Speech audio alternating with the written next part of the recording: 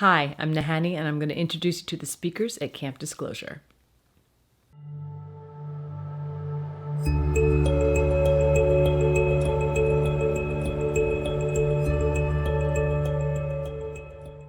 Today I'm talking to Z, Earthstar healer. She is a medicine singer, shamanic healer, a multidimensionality coach, and her book, I Am Starseed, follows her awakening and activating to her mission here on Earth. It's a great read. Z is also a ceremony facilitator and teaches others how to access their psychic capabilities and move into a life of purpose.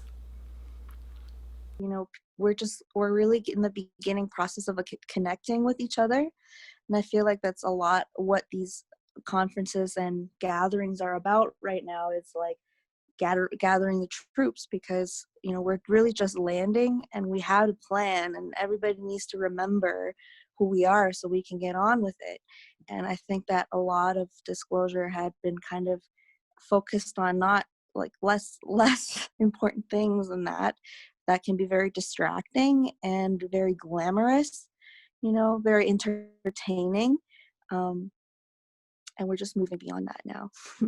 It's really nice to be going to a conference where the question, are ETs real, isn't probably going to come up once. Yeah, right. Exactly. Yeah, we're all part of that ground crew. Yes, absolutely. My journey has been a lot about kind of being on the ground and researching the different aspects of gatherings, from the very shamanic aspects of what happens when many people gather and bring our energy together, and with a shared intent to kind of create realities, and create collective experiences, and how those experiences can sometimes be that energy, and that potential can sometimes be lost if there's not enough focus. So that would be really sad, because we have such a potent and rich and powerful alignment and time on planet right now, with all of these really powerful people coming together. So there's such a deep pool of potential of what could happen. And so part of my role, um, it's kind of being a energetic guide, or just a space holder to contain the energy and to direct it in a way where we can stay focused on what's really important. And a part of that, of course, is really focusing on what our individual journeys are about, right? It's no longer about what this other person have experienced and what other people have seen in the military or in space or whatever. It's really about every single one of our individual experiences and what we're doing here on Earth. And I think when we pull that focus inwards, we realize that there are all these dimensions of realizations and healing and processing that we all need to do to come into a place of integration. So when I say, I'm an embodied wanderer, I really mean that I'm in connection with this part of myself that is actually in the seventh density, is a geneticist. I have these understandings of science from where I was, and I'm actually bringing that vibration and bringing that consciousness and information here. And all of us have that. All wanderers, all starseeds have that. It's just that we haven't had really the room or space to really explore it. Because we're still wondering, like, oh, am I a star person? Am I an angel? Why am I so different? We're still kind of questioning it and wondering, what we're feeling discombobulated about landing here on Earth.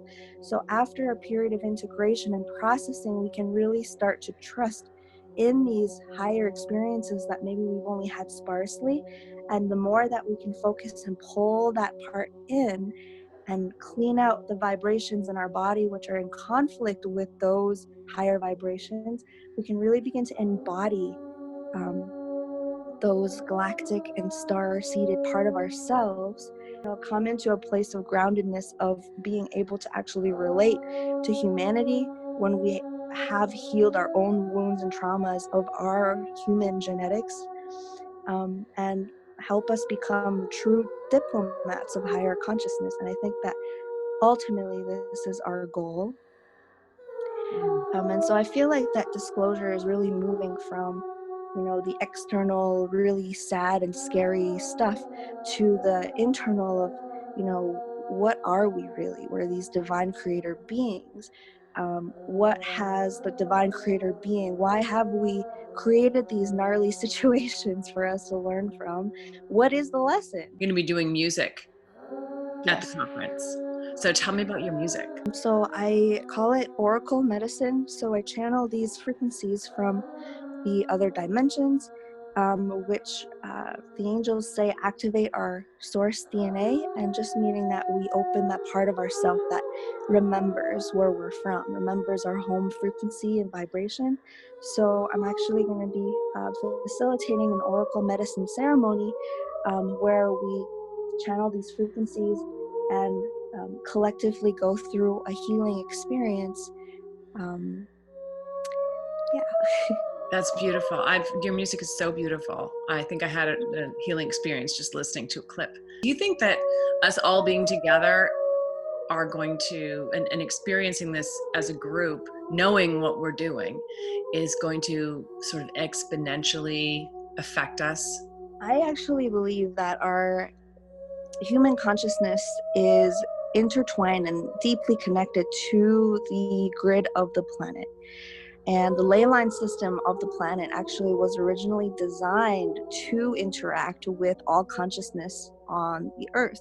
So the life force energy and consciousness are very much related, or even almost the same thing. Asheville is, the crossing of many lines, and that actually when we start to do this kind of psychic grid work, as I like to call it, we are actually directly sending out medicine to the masses.